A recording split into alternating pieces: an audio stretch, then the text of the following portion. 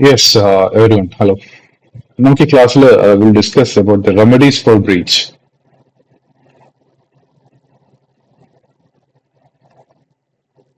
Remedies for breach അതായത് ഒരു contract contract is broken, contract നടപ്പിലാക്കിയില്ല, ആയില്ല എന്നൊക്കെ. അപ്പൊ എയും ബിയും തമ്മിലുള്ള ഒരു കോൺട്രാക്ട്, ആ കോൺട്രാക്ട് നടപ്പിലായില്ല. ആ കോൺട്രാക്ട് നടപ്പിലാവാതാവുമ്പോൾ ഒരാൾക്കൊരു നഷ്ടം വരും. അത് നമ്മൾ പറയുന്നത് ഇൻജേർഡ് പാർട്ടി എന്നാണ്. അപ്പൊ ഓക്കെ, അപ്പൊ അവർക്ക് അങ്ങനെ അവർക്ക് നഷ്ടം വന്നതിനെതിരെ കുറെ കോഴ്സസ് ഓഫ് ആക്ഷൻ എടുക്കാനുള്ള ഓപ്പർച്യൂണിറ്റീസ് ഉണ്ട്. If one person breaks a contract, the other person who suffers the loss has many options to take action. Okay, അതായത് ഇപ്പോ A agrees to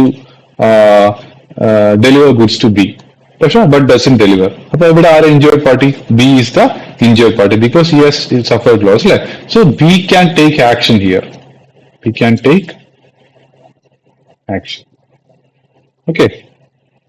The action എന്താണെന്ന് that depends upon what was the contract about, അല്ലെങ്കിൽ how serious was the breach is. Okay, അതായത് ഇപ്പൊ action എടുക്കാന്ന് പറഞ്ഞു, action എന്തായിരിക്കണം എന്ന് തീരുമാനിക്കുന്നത് എന്തായിരുന്നു ആ contract action, what the contract was about, എന്തിനുള്ള കോൺട്രാക്ട് ആയിരുന്നു എന്നുള്ളത് നോക്കിയിട്ടും, അതേപോലെ തന്നെ how serious was the breach, ആ ബ്രീച്ച് ചെയ്തത് എത്ര സീരിയസ് ആയിരുന്നു, how serious was the breach. ഈ രണ്ട് കാര്യങ്ങൾ കൺസിഡർ ചെയ്തിട്ടാണ് action you take depends on. Okay, എന്ത് ആക്ഷനാണ് എടുക്കുന്നത്? ഇപ്പൊ ഒരു സ്മോൾ ഡിലേ ആക്കിയേ വരുത്തുള്ളൂ എങ്കിൽ മേ ബി കോമ്പൻസേഷൻ, അതായത് total refusal of doing contract അങ്ങനെയാണെങ്കിൽ may be he can cancel the contract and claim for the damages. Okay, ഇനി remedies for the person who suffers the loss can choose any of the following options. ഞങ്ങൾ പറയാൻ പോകുന്ന ഏതെങ്കിലും options ആൾക്ക് follow ചെയ്യാം. First one is the, ഇപ്പൊ എയും ബിയും തമ്മിൽ ഒരു കോൺട്രാക്ട് നടന്നു. എ ആ കോൺട്രാക്ട് ചെയ്തില്ല, അപ്പൊ സഫേർഡ് ഇൻജേർഡ് പാർട്ടി ബി ആണെങ്കിൽ B can do any select any one of the action I am going to explain. First one is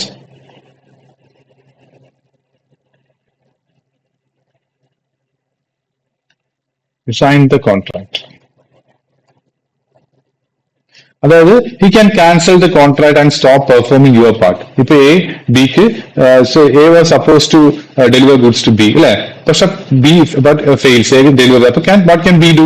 B can cancel the contract and dozen pay anything, ഒന്നും പൈസ കൊടുക്കാതിരിക്കാം. Okay, that is not resign the contract. That is, he can cancel the contract and അയാൾ എന്താണോ അയാൾ perform ചെയ്യേണ്ടത് അത് perform ചെയ്യാണ്ടിരിക്കുക. അപ്പോ A എന്ന് പറഞ്ഞാല് ബിക്ക് ഗുഡ്സ് ഡെലിവറി ആണ്, പക്ഷെ എ ഗുഡ്സ് ഡെലിവർ ചെയ്യുന്നില്ല.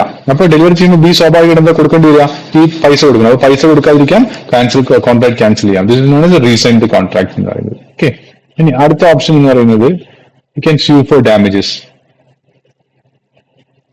U can sue for damages. അതായത് say go to court and ask for money compensation. ഇപ്പൊ എ ഡെലിവറി ചെയ്തില്ല, ബി ഇപ്പോ എ ഒരു സർട്ടൺ തിങ്സ് 1000 റുപ്പീസിനാണ് ഡെലിവർ ബിക്ക് ഡെലിവറി ചെയ്യാന്ന് പറഞ്ഞത്, ചെയ്തില്ല. ബി പുറത്തുനിന്ന് വാങ്ങിച്ചപ്പോ 1500 രൂപയായി. So 500 rupees he can claim the extra cost from A through court. Okay, he can go to court, എനിക്ക് ഇങ്ങനെ 500 രൂപ നഷ്ടം വന്നിട്ട് എനിക്കത് കോമ്പൻസേറ്റ് ചെയ്ത് തരണം എന്ന് പറഞ്ഞിട്ട്, 500 രൂപ എന്നൊക്കെ ആരും കേസൊന്നും പോയില്ല, ഞാൻ ജസ്റ്റ് എക്സാമ്പിൾ ചെയ്ത് പറയുന്നതാണ്. Okay, so B can claim the extra cost from A through the court. He can sue for damage. Sue for damage എന്ന് പറഞ്ഞാൽ കേസ് കൊടുക്കാം കോടതിയിൽ. Okay. Now, other one is another one. What can you do is he can sue for specific performance. ഇതും കോടതിയിൽ പോയിട്ടുണ്ട്. Sue എന്നാൽ കോടതിയിൽ case കൊടുത്തിട്ട് സ്പെസിഫിക് പെർഫോമൻസ്. അത് പറഞ്ഞാല് he can ask the court to force the other party to perform that contract. ആ contract നിങ്ങൾ ചെയ്തേ പറ്റൂ എന്ന് കോടതി മുഖേന അയാൾക്ക് ഫോഴ്സ് ചെയ്യിപ്പിക്കാൻ പറ്റും. See, A agrees to sell a rare land to B.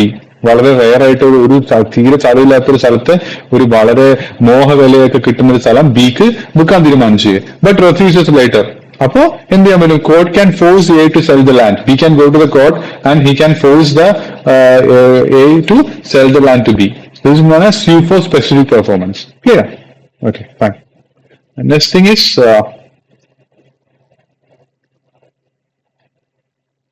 sue for injection. അതായത് ഇതൊരു നെഗറ്റീവ് ടൈപ്പ് ഓഫ് തിങ് ആണ്. അതായത് this he can ask the court to stop the other person from doing something. അതാണ് ഇവിടെ നടക്കുന്നത്. അതായത് say I'm doing this course. Okay, fine. I'm doing this course through YouTube for free of cost. Some other institute has approached me and made a contract that you should not do this free of cost, so that more students will join us paying fees. So I agreed. Later on, I again uploaded classes in this YouTube. So what happens? That say I'm A and B is some other institute. Okay, we had a contract that I won't upload classes in YouTube free of cost. Later on, I continued uploading. So what can B do? B can go to the court and ask and the court can ask me, that is A, to stop doing that. So this is a negative thing. That is injection വെക്കാന്ന് പറയും. So നമുക്ക് സിനിമയിലൊക്കെ കണ്ടിട്ടില്ല, അവന് court injunction കിട്ടിയിട്ടുണ്ടെന്നൊക്കെ. That is ask the court to stop the other person from doing something. Clear? ഇനി അടുത്തത്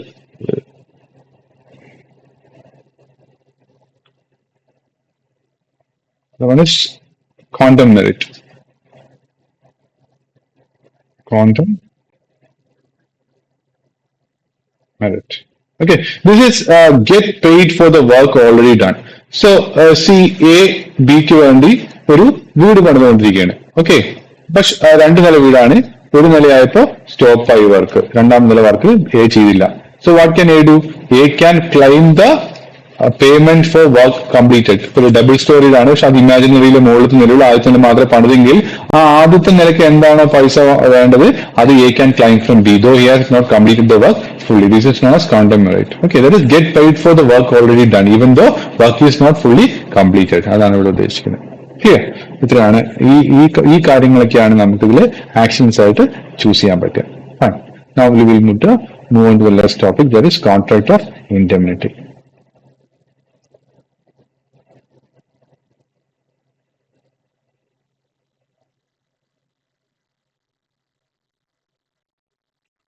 Contract of indemnity. ഇത് പറഞ്ഞാൽ വളരെ സിമ്പിൾ ആണ്. എ കോൺട്രാക്ട് ഓഫ് ഇൻഡെമിനിറ്റി എന്ന് പറഞ്ഞാല് വൺസ് എ എന്ന് പറഞ്ഞ ആള് ബിനെ പ്രൊട്ടക്ട് ചെയ്യും ഫ്രം സം ലോസ്. ഓക്കെ, അതിനെ കുറച്ചുകൂടി പറയുകയാണെങ്കിൽ എക്സാമ്പിൾ പറയാൻ നിങ്ങൾക്ക് മനസ്സിലാവും.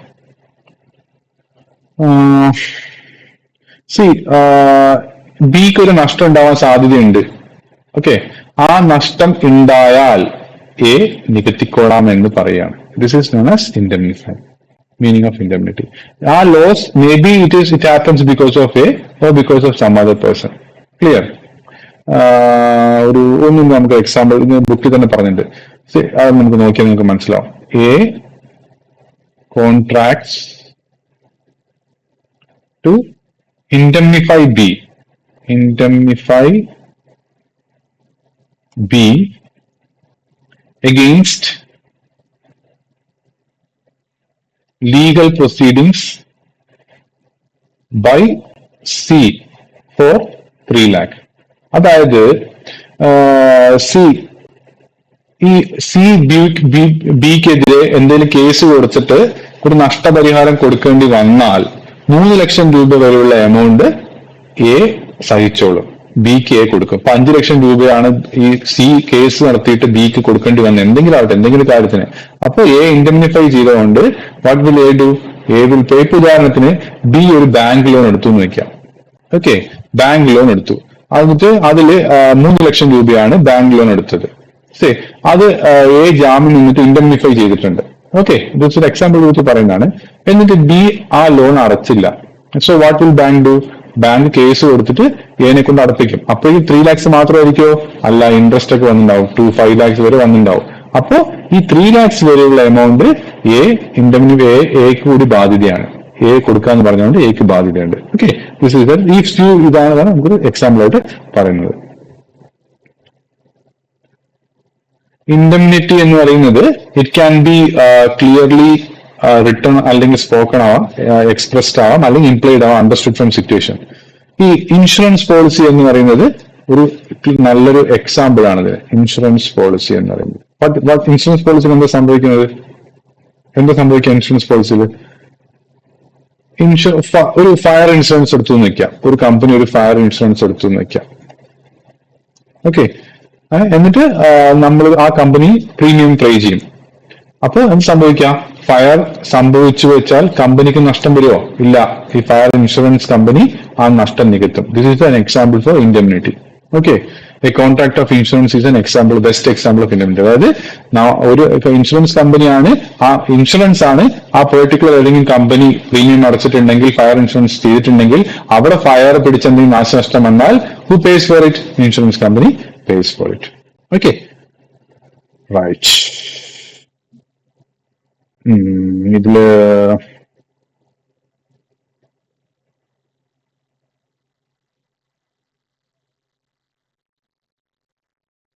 ഇത്രയേ ഉള്ളൂ. ഇതില് വേറെ ഒന്നും പ്രത്യേകിച്ചൊന്നും പറഞ്ഞിട്ടില്ലല്ലോ അല്ലെ? ഇതിൽ ഒരു കാര്യം മനസ്സിലാക്കിയാൽ മതി. ഇൻഡെംനിഫയർ ആരാണ്, ഇൻഡെംനിഫൈഡ് ആരാണ്, തേർഡ് എന്ന് നമ്മൾ മനസ്സിലാക്കാം. ഇൻഡെംനിഫയർ എന്ന് പറഞ്ഞാല് നമ്മുടെ എക്സാമ്പിൾ എ, അതായത് ആരാണോ പ്രോമിസ് കൊടുക്കുന്നത് ഞാൻ ആ സംരക്ഷിച്ചോളാം, that is who gives promise is known as indemnifier. ഇനി ഇൻഡെംനിഫൈഡ് എന്ന് പറയുന്നത് നമ്മുടെ എക്സാമ്പിളില് ബി ആണ്, അതായത് indemnified that is the protected person. ആരെയാണോ പ്രൊട്ടക്ട് ചെയ്യപ്പെടുന്നത് ആ പ്രൊട്ടക്റ്റഡ് പേഴ്സണെയാണ് ഇൻഡെംനിഫൈഡ് എന്ന് പറയുന്നത്. ഓക്കെ, ഇത്രയുള്ള ഈസിയാണ്. Thank you.